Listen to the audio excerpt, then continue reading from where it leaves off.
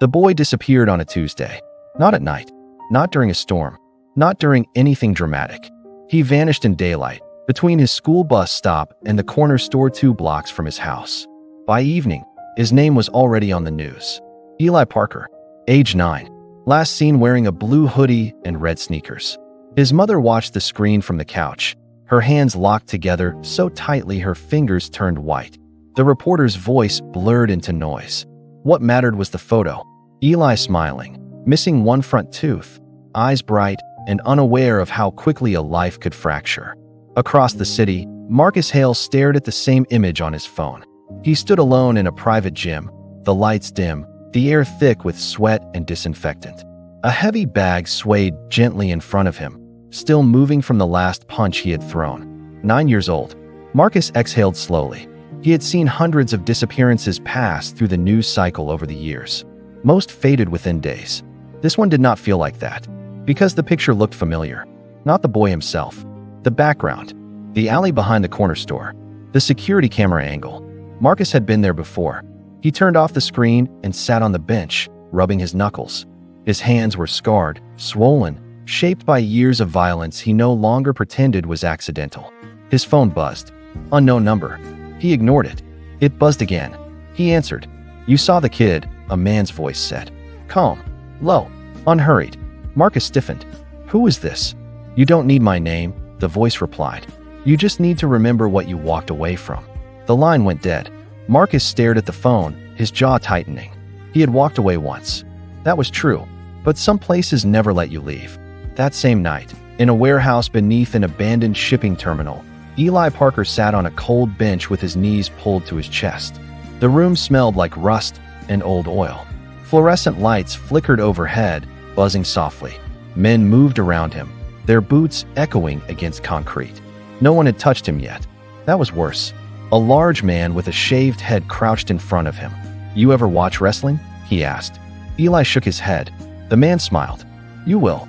A bell rang somewhere deeper in the building. A roar followed. Not cheering. Something rougher. Hungrier. The man stood. "You're lucky," he said. "They usually start them younger." The door shut behind him. Eli pressed his face into his arms and cried without sound. Back above ground, Marcus drove through streets he hadn't visited in years. Old neighborhoods. Old shadows. Places where names meant less than reputations. He parked outside a rundown boxing gym, its sign half broken, windows dark. Inside, an older man wiped down the counter. He looked up and froze. "Marcus," he said slowly. "I heard you were dead." Marcus stepped forward. "Not yet." The man's eyes flicked to the door. "You shouldn't be here. I'm looking for a kid." The man swallowed. "A lot of people are." "A missing boy," Marcus said. 9 years old. They took him for something underground. Silence stretched. Then the man shook his head. "You don't want that road." Marcus leaned closer. "I walked that road for 10 years. I know exactly where it leads." The man sighed. "It's bigger now. Cleaner. Richer. They don't just fight adults anymore." Marcus felt his stomach turn. "Where?" The man hesitated, then scribbled an address on a scrap of paper and slid it across the counter. "If they catch you asking questions," he said, "they won't kill you. They'll make you useful." Marcus pocketed the paper. "I already am." Across town, Eli's mother stood in a police station, answering the same questions again and again. "No," she said. "He wouldn't run away. No enemies. No custody issues." The detective nodded politely, writing nothing new. "Ma'am," he said gently, "we'll do everything we can." She knew what that meant. Not enough. She stepped outside into the night, her phone vibrating in her hand. Unknown number. She answered without thinking. "If you want to see your son alive again," a voice said, "you'll stop talking to the police." Her legs buckled. She caught herself against the wall. "Please," she whispered. "He's just a child." "So were the others," the voice replied. The call ended. The address led Marcus to a stretch of industrial land fenced off from the public. No signs, no lights, just darkness and silence. He cut the engine and sat for a moment, listening to his own breathing. He thought of the boy's face on the screen. Then he stepped out of the car. Inside the warehouse, Eli heard footsteps approaching again. This time, more than one set. The door opened. A man in a suit entered, his shoes too clean for the floor. "This one's small," the man said. "But he's quick. He'll draw sympathy." Eli looked up. "I want my mom." The man crouched. "Win your match tomorrow," he said, "and maybe you'll see her again." "What if I don't?" The man smiled thinly. "Then you'll learn why people pay to watch pain." The lights went out. Above them all, unseen, Marcus watched the warehouse through binoculars from a nearby rooftop. Security was tight. Cameras, guards, controlled access. It wasn't a street operation. It was a business. And businesses left trails. Marcus lowered the binoculars and cracked his neck. "All right," he muttered. "Let's see who's really in charge." Far below, a bell rang again. And somewhere in the dark, a child waited for someone to come. By morning, the neighborhood no longer felt familiar. Posters had appeared overnight. On poles, on gates, on the glass door of the corner store. Eli's face stared out from every direction, smiling in the school photo his mother had chosen because it showed his dimple. The smile felt wrong now. Too open, too trusting. Mrs. Parker had not slept.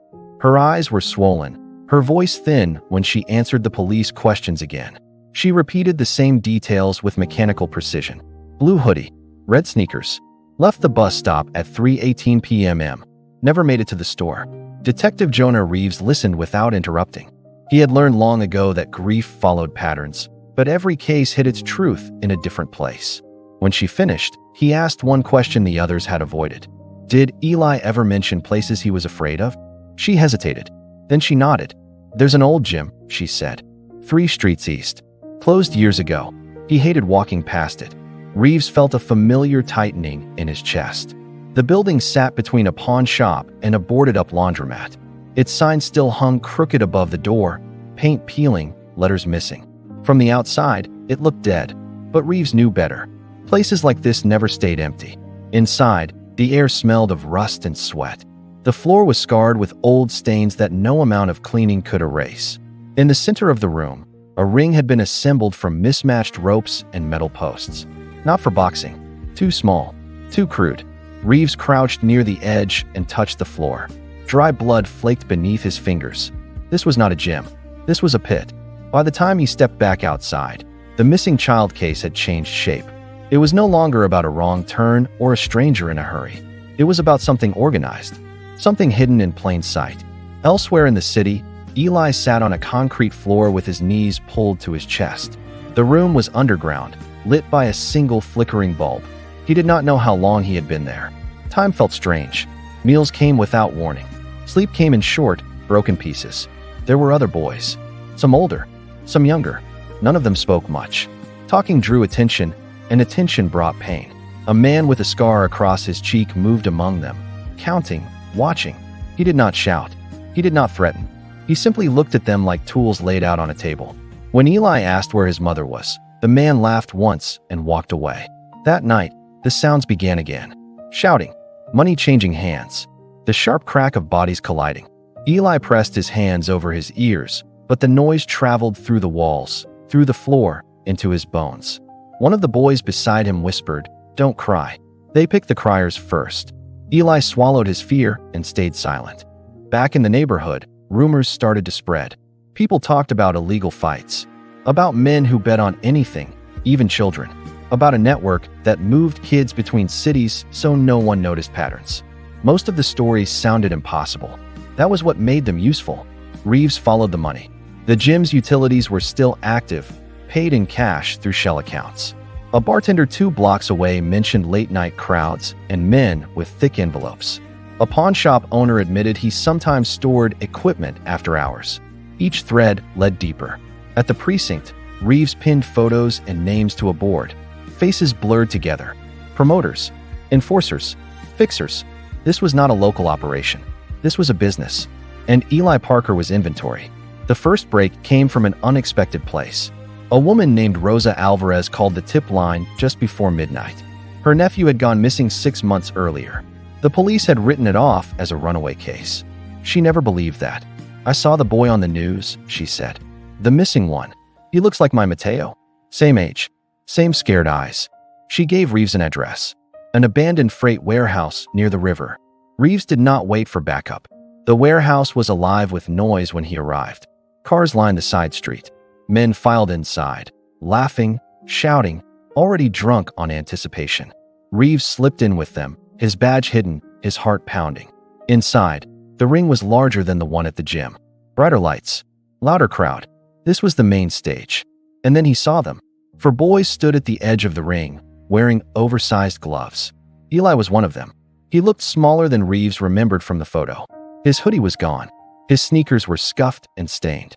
But his eyes were still searching, still hoping to recognize a face. The bell rang. Reeves moved. He pushed through the crowd, shouting for backup into his radio, drawing his weapon as chaos exploded around him.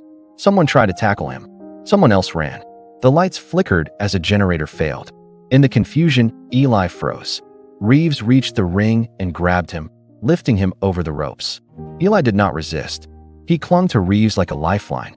Police sirens wailed outside. By dawn, the warehouse was empty except for evidence markers and broken chairs. Several arrests had been made. Not enough. Never enough. But the ring was exposed, its secrecy shattered. At the hospital, Eli slept for the first time in days without fear. Mrs. Parker sat beside his bed, holding his hand, whispering his name like a prayer. Reeves watched from the doorway. The case was not over. There were other boys, other cities, other rings. But for now, one child was home. And that mattered.